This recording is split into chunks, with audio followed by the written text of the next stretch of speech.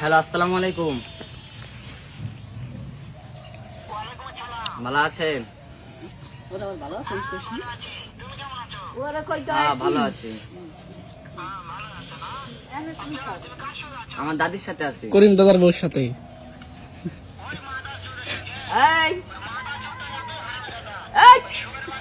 কি কয় ভালো ভাই কথা কয়, সাবধান। আমি তোরে পাইলি টুরে টুরে বানাই ছেড়ে দিব, টুরে টুরে বানাই ছেড়ে দিব। আমার সামনে আয়, তুই আয়